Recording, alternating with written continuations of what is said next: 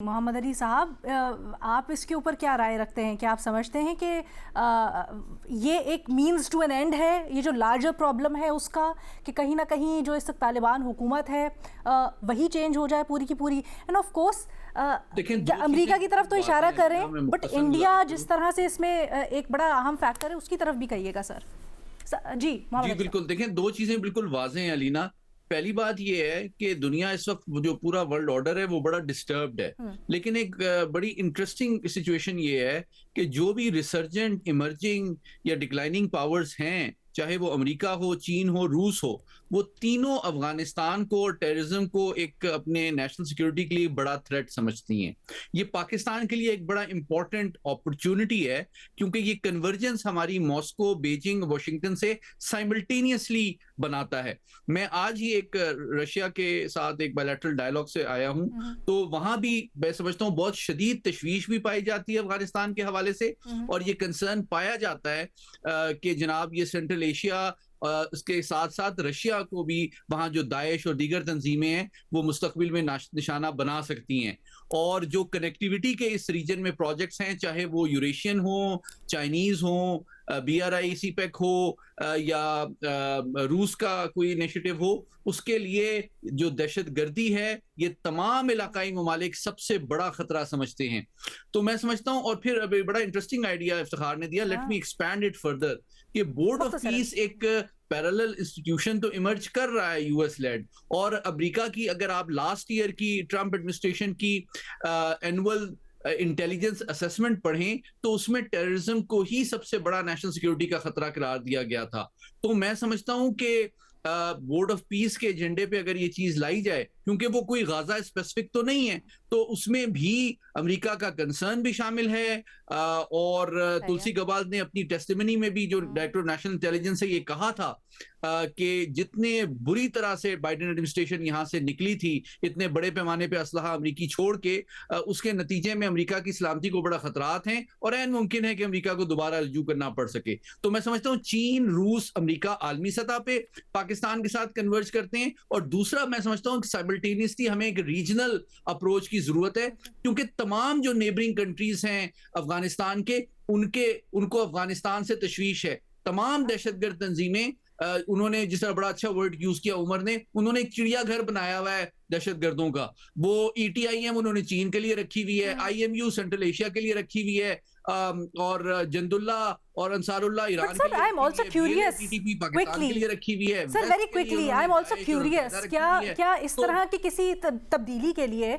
क्या boots on ground जरूरी होंगे, या फिर आपको लगता है सिर्फ डिप्लोमेटिकली भी इसको रिजॉल्व किया जा सकता है, सिफारतकारी के थ्रू भी वो जो कंट्रोल तालिबान के हाथ में है वो फुगो कर देंगे? देखिए, हार्ड पावर बड़ा कॉस्टली, इफेक्टिव लेकिन टेम्पररी इंस्ट्रूमेंट ऑफ पावर होता है। आपको स्मार्ट पावर के जरिए से ब्लेंड करना पड़ेगा इकोनॉमिक प्रेशर, डिप्लोमेटिक कोर्शन, और फिर calculated use of hard power. तो तभी एक कंप्रीहेंसिव अप्रोच के जरिए से कुछ उम्मीद नजर आती है, लेकिन सिर्फ एक इंस्ट्रूमेंट ऑफ पॉलिसी या पावर जो है वो सफिशिएंट नहीं होगा अफगानिस्तान की regime. I hear you Mohammad Ali साहब, माजरत जरा वक्त कम है, मैं चाहती हूँ बाकी सबकी भी राय इसमें शामिल हो जाए। मज़हर साहब, वेरी इंटरेस्टिंग सजेशन। नहीं, मैं नहीं समझता। अच्छा। मेरा ख्याल है कि ये हम अगर बोर्ड ऑफ पीस से ये काम करवाना शुरू कर दें कि ईरान में भी रिजीम चेंज करवा दी जाए और अफ़गानिस्तान में भी रिजीम चेंज करवा दी जाए, हमारा फोकस सिर्फ, देखिए अफ़गानिस्तान पिछली 3-4 दिहाइयों से हब हो गया है दुनिया भर के टेरर नेटवर्क्स का, और अल-कायदा से लेके, तालिबान से लेके, दाइश से लेके और बेशुमार ऑर्गेनाइजेशंस हैं, उनको अफ़गानिस्तान एक सेफ़ हेवन नज़र आता है उसमें एक। और यहाँ भी जो कार्रवाइयाँ होती हैं, यहाँ जो लोग कार्रवाइयाँ करते हैं, ये कार्रवाइयाँ करके अफ़गानिस्तान में चले जाते हैं। मेरा कंसर्न मेरी सरज़मीन है कि मेरी सरज़मीन हर तरह की दहशतगर्दी से महफूज रहे। मेरा कंसर्न ये है कि यहाँ जो भी ग्रुप्स हैं, अगर उनकी प्रॉक्सी वो हैं, वो दूसरी जगहों से हैं, तो हमें इनको वाइप आउट करना है। हमें अपनी सरजमीन को महफूज करना है। हमने दूसरी सरजमीन में कोई रिजीम चेंज की तरफ का मसला नहीं हो रहा है ना कि वहां से इन्फिल्ट्रेट करते हैं हमारी सरजमीन के अंदर, तो उसका क्या हल है? हल जो है उसका ये तजवीज़ किया हल ये है कि पाकिस्तान के अंदर वो सारी ऑर्गेनाइजेशन जिनको हमने कलअदम करार दिया है, वो कैसे उनकी प्रॉक्सीज काम कर रही हैं, ये मेरा सवाल है कि ये मैं कैसे चाहूंगी मुख्तलिफ जरा मुल्क से- इफ्तिखार क्विकली इसका अगर जवाब दे दें, या कौन उमर देना चाह रहे हैं? बट मुख्तसर तरीन, क्योंकि हमारे पास वक्त बड़ा कम रह गया, हम जल्दी से इसको आगे बढ़ाएंगे। इफ्तिखार। नहीं जी, उमर से पूछे हैं, ही हैजंट स्पोकन, मैं उनका टाइम नहीं लेना चाहता।